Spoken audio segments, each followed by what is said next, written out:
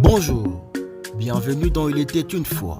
Le 17 mai 1997, l'Alliance des forces démocratiques pour la libération du Congo, AFDEL en sigle, ou parfois l'Alliance des forces démocratiques pour la libération du Congo-Zaïre, était une coalition de dissidents à Mobutu Sese Seko et des groupes ethniques minoritaires congolais qui ont été emmenés par Laurent Désiré Kabila et prirent le pouvoir au terme de la première guerre du Congo entre 1996 et 1997.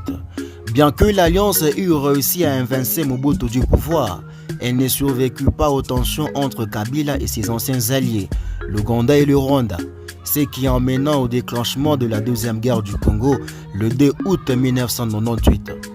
Vers le milieu de 1996, la situation dans les Zaïre orientales devenait de plus en plus tendue. Après les génocides au Rwanda de 1994, des centaines de milliers de Hutus avaient traversé la frontière jusqu'au Zaïre, où ils se rassemblèrent en des grands camps de réfugiés. De nombreux participants au génocide, dont des membres de forces armées rwandaises et des miliciens, profitent de l'anonymat offert par les camps pour se organiser dans le mouvement Rassemblement pour les retours et la démocratie au Rwanda.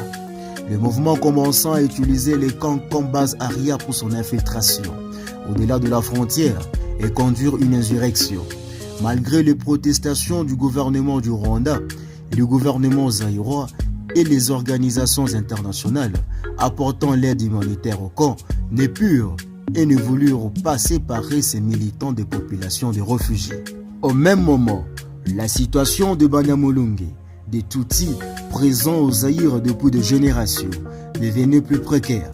Ils furent longtemps l'objet de discrimination, étant des arrivants relativement récents dans le pays, des cultures et des langues différentes des tribus voisines, et surtout instrumentalisés par Mobutu pour entretenir des dissensions dans le pays pour asseoir son pouvoir. L'arrivée massive des Hutus, qui s'en prirent naturellement au Banyamulenge, accrut encore les tensions. Le gouvernement du Rwanda, pour sa part, voyait le Banyamulenge comme des alliés naturels et leur apportant un soutien militaire en provision d'une escalade éventuelle et désormais probable. Les premières actions de l'AFDEL furent de prendre les villes proches des frontières orientales et de dispenser les camps de réfugiés qui offraient un refuge facile aux militants de forces Hutus, ce que fut dénoncé par les organisations humanitaires. À chaque destruction de camp, les réfugiés passaient au suivant, aggravant les problèmes humanitaires et sanitaires. Les camps de Bungungu, au nord du lac Kivu, atteint 500 000 occupants, ce qui les rendait ingérables. Les forces Hutus et zaïroises furent cependant rapidement de fait en des sanglants affrontements, et les provinces du nord et sud du Kivu furent rapidement acquises.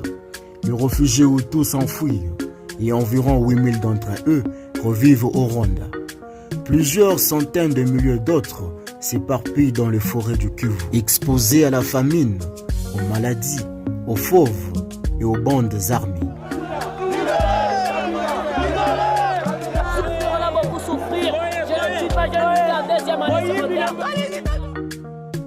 Pendant que Kabila, de par ses contacts internationaux et son multilinguisme, était vu comme porte-parole de l'AFDEL, la question du dirigeant restait débattue.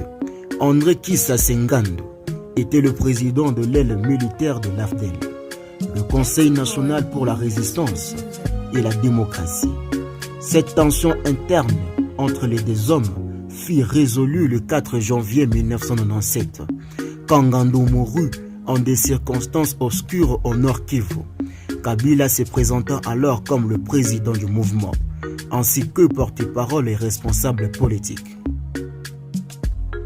Une fois le Kivu acquis, le reste de la guerre fut essentiellement une longue marche de l'AFDEL et de ses alliés à travers le pays jusqu'à Kinshasa. La population, lassée par le régime de Mobutu, accueillit généralement et favorablement les conquérants. Les soldats de l'armée zaïroise prirent la fuite, se rendirent sans combattre ou rejoignirent les insurgés. Le 17 mai 1997, après une dernière médiation avortée entre Mobutu et Kabila, en compagnie de Nelson Mandela, l'AFDEL atteignit le quartier de Massina à Kinshasa et Kabila s'autoproclama président de la République démocratique du Congo. L'AFDEL fut rapidement transformé en la nouvelle armée nationale. Moi, Laurent Désiré Kabila, président de la République, je jure fidélité à la nation.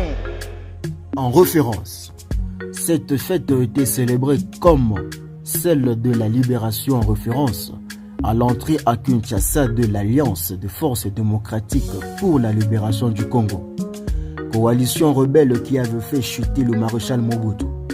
Les Congolais célébreront désormais chaque 17 mai la révolution et les forces armées de la RDC, selon un communiqué du ministre du Travail, de l'Emploi et de la Prévoyance sociale, Lambert Makuto Memas.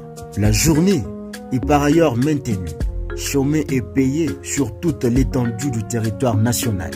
Cette occasion, l'armée annonce que le gouvernement va procéder à la paye des allocations de fonds de carrière de militaires qui avaient été admis à la retraite depuis 2003. L'histoire retiendra cette date, le 17 mai 1997. Les soldats de l'AFDEL communément faisaient leur entrée triomphale à Kinshasa après 7 mois de guerre à l'est de la République démocratique du Congo. Cet événement mettait ainsi fin à 32 ans de règne du maréchal Mobutu. Joseph Laurent Désiré Kabila devenait alors président de la République. Il sera assassiné le 16 janvier 2001 dans son bureau à Kinshasa. Son fils Joseph Kabila Kaboré, qui lui a succédé à partir du 26 janvier 2001 et restera au pouvoir jusqu'au 24 janvier 2019, date de l'installation de l'actuel président Félix Tshisekedi Tshilombo. C'était votre rubrique Il était une fois avec Emmanuel Kalala. Merci de l'avoir suivi.